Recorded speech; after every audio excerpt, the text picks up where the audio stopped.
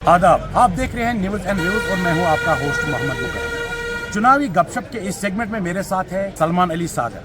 सागर साहब, आप बताएं, पॉलिटिकल डेब्यू है आपको असेंबली में, कैसे देख रहे हो आप इसको? बहुत अच्छा है इंशाल्लाह और पूरी उम्मीद है जीत जाएंगे और असेंबली में रिप्रेजेंट करने का मौका मिलेगा हज़रत के लोगों को, क्योंकि मैं रुझान देख रहा हूँ, लोगों का रवैया देख रहा हूँ जमात की ओर, तो इसमें कोई मुझे शक नज़र नहीं आ रहा है अल्लाह के फजल से कि नेशनल कॉन्फ्रेंस यहाँ से भारी अक्सर लेके असेंबली में जाएगी। सागर साहब, आप दो काम बताएं, टॉप प्रायोरिटीज अपनी कॉन्स्टिट्यूंसी के हजरतबल के, अगर आप इनका इलेक्ट हुए तो क्या रहेंगे आप? दो नहीं बता, तीन बताने पड़ेंगे। एक सबसे बड़ा पहला जो ये है, लोगों का अनएम्प्लॉयमेंट का इशू है। फिर डेवलपमेंट जो डेफिसिट, इंफ्रास्ट्रक्चर डेवलपमेंट डेफिसिट जो है उसको पूरा करना है। उसमें प्ले ग्राउंड्स आते हैं, रोड्स आते हैं, बंड आते हैं। ख़ास तौर पे ये इलाका जो है, यहाँ ज़्यादा ज़मींदार तबका भी हमारा बहुत ज़्यादा है, तो वहाँ लोगों को बंड चाहिए, पानी की वहाँ बड़ी किल्लत है, पानी चाहिए, बिजली जहाँ ये है। और तीसरा इम्पोर्टेंट मसला ये है कि यहाँ लोग साथ इस चीज़ की हैं कि जो उनकी बात करेगा असेंबली में और जो ये बात आगे पहुँचाएगा, जो 5 अगस्त 2019 को हुआ था वो गलत था, और उसकी नुमाइंदगी करने के लिए लोग अपना एमएलए भेजते हैं।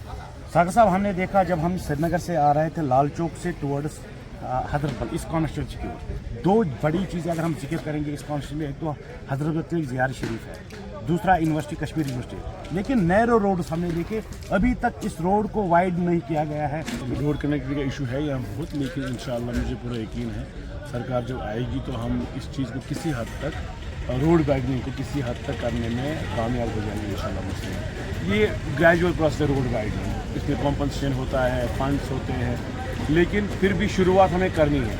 और मुझे पूरा यकीन है ये 5 साल एक नया एरा होगा हज़रतबल असेंबली सेगमेंट की डेवलपमेंट की। अल्लाह ताला के फज़ल करम से यहाँ एक जो बड़ा ये हमारा है ज़ियारत शरीफ है, जहाँ अपने प्यारे नबी सल्लल्लाहु अलैहि वसल्लम का मोए मुक़द्दस है, तो उसकी वसादत से अल्हम्दुलिल्लाह उसका शरफ़ पाके हम कामयाब हो जाएंगे। और यहाँ वो जिसको कहते हैं हम seat of learning, university of Kashmir है, बच्चों का आना जाना लगा रहता है, हमारा मुस्तकबिल वहाँ बनता है। तो हम इन चीज़ों को नज़र में रख रहे हैं, जो लोगों का बहुत इन्फ्लक्स है, वहाँ फैसिलिटीज़ होनी चाहिए, रोड वाइडनिंग होनी चाहिए, ये हमारे नज़र में रहेगी, प्रायोरिटी रहेगा हमें। पॉलिटिकल पार्टीज़ की यह एलिगेशन है कि डायनेस्टी पॉलिटिक्स आगे जा रही है। आपके फादर साहब जो अली मोहम्मद सागर सीनियर लीडर है नेशनल कॉन्फ्रेंस के साथ, आप भी उसके साथ सियासत सीखे, उसके साथ रह कर मेयर भी रह चुके हैं आपसे मिल के, तो इस चीज़ को आप कैसे देख रहे हो कि आप हजरतबल से उठ रहे हो, आपके फादर साहब का खानियार कॉन्स्टिट्यूंसी से उठ रहे हो, और अपोजिशन पार्टीज़ की यह एलिगेशन है कि डायनेस्टी पॉलिटिक्स? देखिए, अपोजिशन पार्टीज़ किन की बात कर रहे हैं आप? कांग्रेस की बात कर नहीं रहे होंगे आप, क्योंकि वो हमारी है। बीजेपी यहाँ कश्मीर में कोई पार्टी है नहीं, बीजेपी की कोई बात सुनता है नहीं, अगर वो करेंगे भी वो इरेलीवेंट होती है। बाकी बची अपनी पार्टी, बाकी बची पीपल्स कॉन्फ्रेंस या पीडीपी की तीसरी जनरेशन पॉलिटिक्स में है इल्तिजा जी, तो महबूबा जी चीफ मिनिस्टर रही, मुफ्ती साहब चीफ मिनिस्टर रहे। अपनी पार्टी के जो सरपरस्त है हमारे अल्ताफ़ साहब, मेरे बड़े अच्छे मरासिम हैं उनके साथ, लेकिन उन्होंने खुद ज़िंदगी भर मुफ्ती साहब को और महबूबा जी को फॉलो किया है। अगर गलती से वो बाहर नहीं आ गए होते तो आज इल्तिजा जी के भी साथ काम कर रहे होते। सजाद गनी लोन साहब की पार्टी है, तो वो खुद, उनके जितने भी घर में हैं लोग, वो सारे सियासत में हैं। तो यहाँ एक, जब आप किसी अपने अपोनेंट के बराबर आ नहीं पा रहे हैं, जब आप उससे जीत नहीं पा रहे, तो आपके पास एक सबसे बड़ा ये रहता है कि भाई ये डायनेस्टिक पॉलिटिक्स है। There is no dynasty in democracy. आपके पास सबसे बड़ा ऑप्शन है कि वोट, हम हर 5 साल बाद वोट लेने आते हैं और लोगों पे छोड़ देते हैं। So no concept of dynasty in democracy.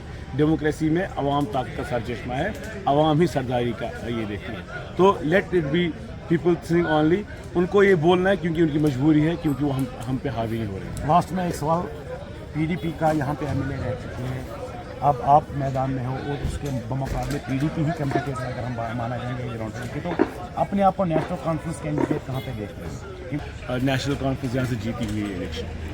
बाकी रही बात हमारी जो हरीफ है, सियासी तौर हमारी हरीफ है, लेकिन समाजी तौर और हमारा दीनी जो मसला है हम उसको बहन मानते हैं उस हिसाब से, लेकिन उन्होंने कुछ काम किया नहीं है। मैं उनसे आज भी क्वेश्चन कर रहा हूँ आपके चैनल की वसादत से, आप मुझे बताइए, ऐसे कोई आपके पास 4 साल 4 मिनिस्ट्रियाँ थी, आप मुझे ऐसे 4 प्रोजेक्ट बताइए जो आपने हज़रतबल कॉन्स्टिट्यूंसी को डेडिकेट किए होंगे, जिसमें 2-2, 3-3 करोड़ लगाओ एक प्रोजेक्ट में। कुछ भी नहीं है। यहाँ के लोग, सबसे बड़ी बात, पीडीपी को एक्सेप्ट करने को तैयार नहीं है क्योंकि इसी PDP ने यहाँ के लोगों के मैंडेट के साथ खिलवाड़ किया, BJP से अलायंस किया। पहले तो उनको वो ड्रॉबैक है, दूसरा उनका डेवलपमेंट डेफिसिट रहा है आसिया जी का यहाँ लोकल लेवल पर, उन्होंने कुछ काम नहीं किया यहाँ।